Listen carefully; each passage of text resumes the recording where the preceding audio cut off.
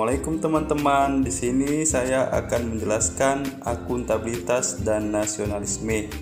Di dalam akuntabilitas terdapat konsep akuntabilitas, mekanisme akuntabilitas, akuntabilitas konteks, PNS akuntabel. Nah, yang pertama yaitu kita akan membahas mengenai konsep akuntabilitas. Konsep akuntabilitas terdapat akuntabilitas publik, di mana jenisnya antara lain akuntabilitas vertikal dan akuntabilitas horizontal.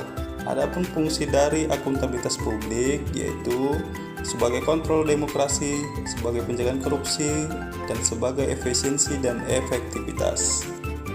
Adapun aspek-aspek konsep akuntabilitas yaitu relationship, result oriented, reporting atau pelaporan, konsekuensi, dan perbaikan kinerja. Adapun tingkatan dari konsep akuntabilitas yaitu akuntabilitas stakeholder, akuntabilitas organisasi, akuntabilitas kelompok, akuntabilitas individu, dan akuntabilitas personal. Nah, selanjutnya teman-teman, kita akan membahas mekanisme akuntabilitas. Mekanisme akuntabilitas itu ada lingkungan kerja, alat akuntabilitas, dan dimensi.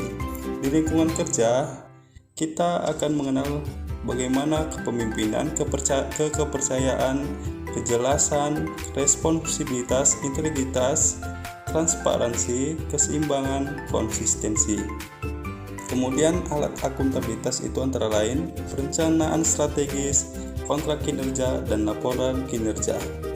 Adapun dimensi dari mekanisme akuntabilitas yaitu akuntabilitas kejujuran dan hukum, akuntabilitas proses, akuntabilitas program, akuntabilitas kebijakan.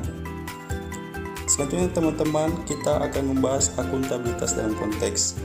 Akuntabilitas dalam konteks antara lain transparansi dan akses informasi, praktik curang dan korup, penggunaan sumber daya milik negara, penyimpanan dan penggunaan data informasi pemerintah, konflik kepentingan. Selanjutnya ada PNS akuntabel. PNS akuntabel itu yang bagaimana? Yaitu perilaku PNS yang sesuai kode etik, perilaku terkait transparansi, perilaku tidak curang dan koruptif, bertanggung jawab terhadap penggunaan sumber daya negara, perilaku berkaitan konflik kepentingan. Adapun prinsip-prinsip profesi ASN yaitu prinsip nilai dasar, kode etik dan perilaku, komitmen dan tanggung jawab, jaminan perlindungan hukum dalam melaksanakan tugas, profesionalitas jabatan. Adapun asas dalam penyelenggaraan kebijakannya antara lain profesionalitas, proporsionalitas, keterpaduan, delegasi, netralitas, akuntabilitas, efektif dan efisien, keterbukaan, non-diskriminatif, persatuan dan kesatuan, keadilan dan kesetaraan, dan kesejahteraan. Setelah kita tadi membahas mengenai akuntabilitas, selanjutnya kita akan membahas mengenai nasionalisme, di mana penerapan dari nasionalisme itu ada di Pancasila, di sila pertama ketuhanan yang Maha Esa, sila kedua kemanusiaan yang adil dan beradab, sila ketiga persatuan Indonesia, sila keempat kerakyatan yang dipimpin oleh hikmat kebijaksanaan dalam permusyawaratan perwakilan, serta sila kelima keadilan sosial bagi seluruh rakyat Indonesia.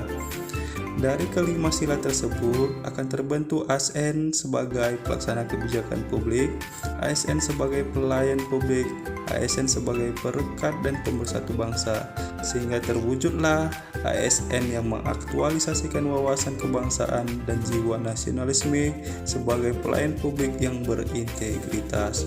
Mungkin itu saja pemaparan dari saya mengenai akuntabilitas dan nasionalisme. Saya tutup. Wassalamualaikum warahmatullahi wabarakatuh.